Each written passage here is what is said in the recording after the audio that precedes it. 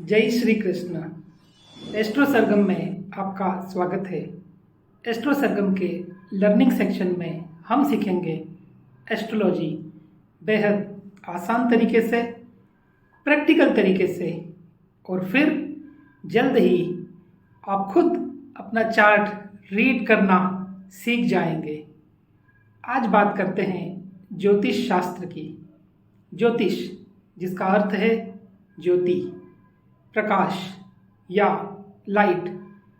ज्योतिष का विषय वेदों जितना ही पुराना है। प्राचीन समय में ग्रह नक्षत्र और खगोलीय पिंडों का अध्ययन करना ही ज्योतिष कहलाता था।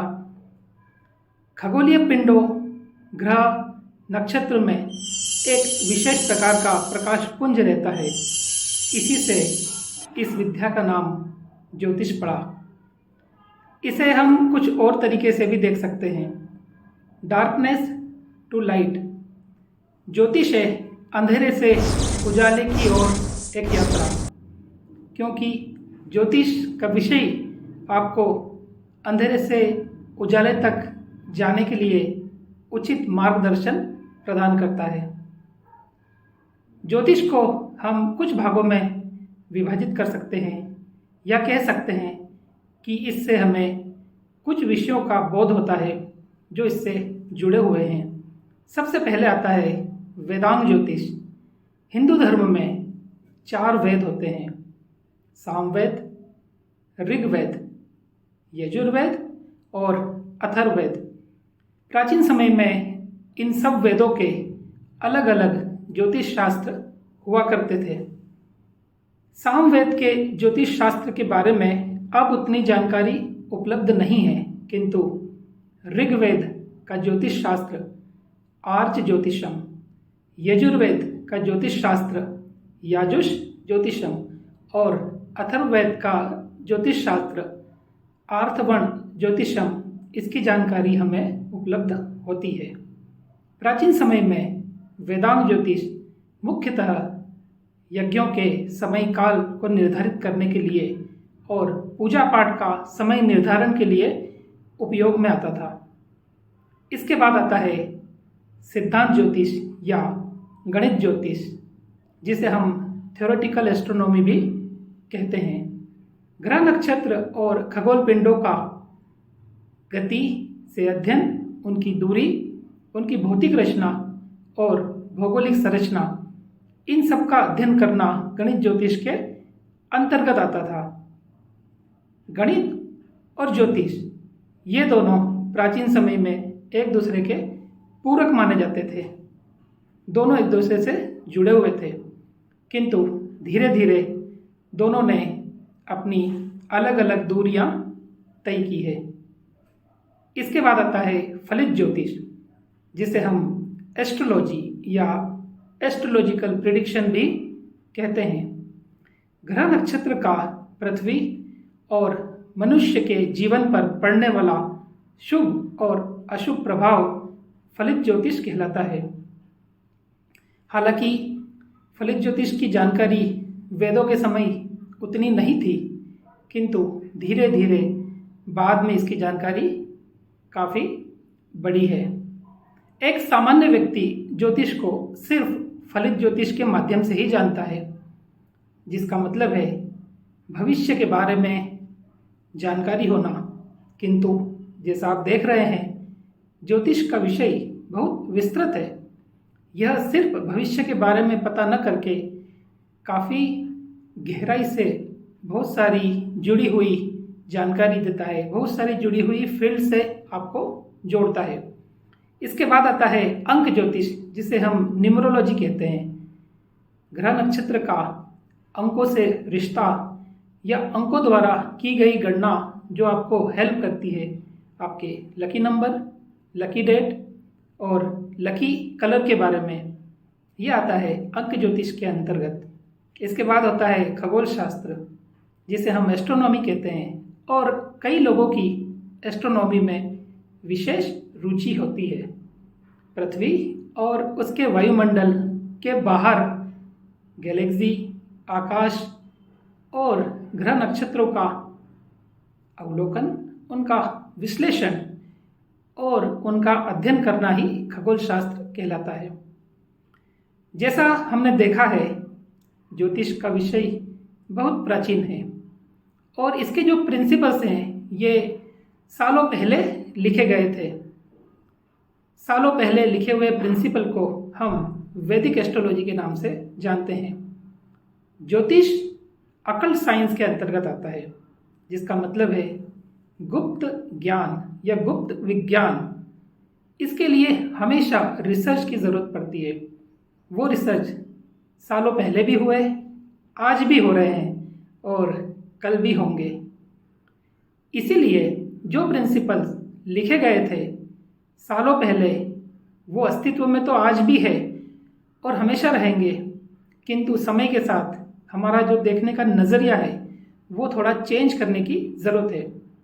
इसी के बेसिस पर हम मॉडर्न एस्ट्रोलॉजी का कंसेप्ट देखते हैं। मैं मूलतः मॉडर्न एस्ट्रोलॉजर हूँ। मॉडर्न एस्ट्रोलॉजी वैदिक एस्ट्रोलॉजी से अलग नहीं है, उसका आधार तो वैदिक एस्ट्रोलॉजी ही है, किंतु एस्ट्रोलॉजी को या वैदिक एस्ट्रोलॉजी के प्रिंसिपल्स को आज के ज़माने के परिप्रेक्ष्य के हिसाब से देखना, यही मॉडर्न एस्ट्रोलॉजी है, जिससे हमें सही तरीके से प्रिडिक्शन में हेल्प मिलती है। एक डिबेट है जो अक्सर देखा जाता है, ज्योतिष विज्ञान है या नहीं है, एस्ट्रोलॉजी साइंस है या नहीं है। कुछ लोग इसे साइंस मानते हैं, कुछ लोग नहीं मानते हैं। मैं बस इतना ही कहना चाहूँगा कि अगर ज्योतिष और एस्ट्रोलॉजी साइंस नहीं है तो फिर गणित और मैथमेटिक्स भी साइंस नहीं है, क्योंकि ज्योतिष और गणित एक दूसरे के पूरक हुआ करते थे और दोनों का जो इतिहास है वो एक साथ शुरू हुआ है। इसलिए या तो दोनों साइंस है या फिर दोनों ही साइंस नहीं है। एक और द्वंद्व हम में से कई लोगों के दिमाग में चलता रहता है कि हमें ज्योतिष सीखने की ज़रूरत क्या है, हमें एस्ट्रोलॉजी सीखना है या नहीं है, क्योंकि हम तो एस्ट्रोलॉजर है नहीं, तो हम सीख के क्या करेंगे। हमें बनना नहीं है एस्ट्रोलॉजर और हमें भविष्य भी जानना नहीं है, हम तो कर्म पर भरोसा करते हैं। मैं उन लोगों के लिए बस इतना कहना चाहूँगा, और बल्कि सबके लिए ये कहना चाहूँगा कि ज्योतिष सिर्फ भविष्य बताने के लिए टूल नहीं है, ये सिर्फ भविष्य की प्रणाली बताने वाला यंत्र नहीं है, बल्कि ज्योतिष तो आपको अपने बारे में बताता है बहुत गहराई से। आपकी अपनी वीकनेस, आपकी अपनी स्ट्रेंथ, आपके अंदर झांकने की शक्ति, कैसे आप अपने कर्मों को सही दिशा में ले जा सकते हैं और आपके इस मनुष्य जीवन में आने का उद्देश्य क्या है, ये सब आप ज्योतिष के द्वारा पता लगा सकते हैं। आप अपनी आध्यात्मिक उन्नति भी कर सकते हैं ज्योतिष के द्वारा। तो इसके लिए सभी को थोड़ा बहुत ज्योतिष सीखना चाहिए, आना चाहिए। और ये सिर्फ कहने के लिए नहीं है, बल्कि अगर आप हमारे प्राचीन समय में देखेंगे तो हमारे गुरुकुल में ज्योतिष एक अनिवार्य विषय हुआ करता था और सभी को उसका नॉलेज भी हुआ करता था, जिससे उनका जीवन बड़े अच्छे तरीके से चलता था। हम वैदिक एस्ट्रोलॉजी से मॉडर्न एस्ट्रोलॉजी और बाकी सभी कुछ सीखेंगे। आप लोगों का साथ बना रहेगा तो हम बहुत जल्दी सीखेंगे, बहुत अच्छे से सीखेंगे। इसके आगे चलते हैं। मैं समय समय पर आपको कुछ बोनस इन्फॉर्मेशन या बोले कुछ रेमेडी टिप या किसी क्विज के फॉर्म में कुछ जानकारी देता रहूँगा, जिससे आपको कम समय में कुछ अच्छी जानकारी मिलती रहेगी। उसी दिशा में आज की जो बोनस इन्फॉर्मेशन है वो है वैदिक एस्ट्रोलॉजी के ग्रहों के बारे में और उनकी चाल के बारे में। वैदिक एस्ट्रोलॉजी में 9 ग्रह होते हैं, जिनमें से 7 ग्रह होते हैं जिन्हें मुख्य ग्रह कहते हैं और 2 ग्रह छाया ग्रह होते हैं। मुख्य ग्रह में आते हैं सूर्य, चंद्रमा, मंगल, बुध, गुरु, शुक्र और शनि। ये सारे ग्रह हमेशा सीधी चाल में चलते हैं। हालांकि साल के किसी विशेष समय पर ये विपरीत दिशा में भी चलते हैं, लेकिन एक सूक्ष्म अंतराल के लिए, और फिर ये फिर से सीधी चाल में चलना शुरू करते हैं। वहीं अगर हम छाया ग्रह की बात करें तो वैदिक एस्ट्रोलॉजी में 2 ग्रह ऐसे हैं जो वैसे तो ग्रह नहीं है, लेकिन उनका इम्पैक्ट इतना ज़्यादा है, असर इतना ज़्यादा है कि उन्हें ग्रहों की संज्ञा दी गई है।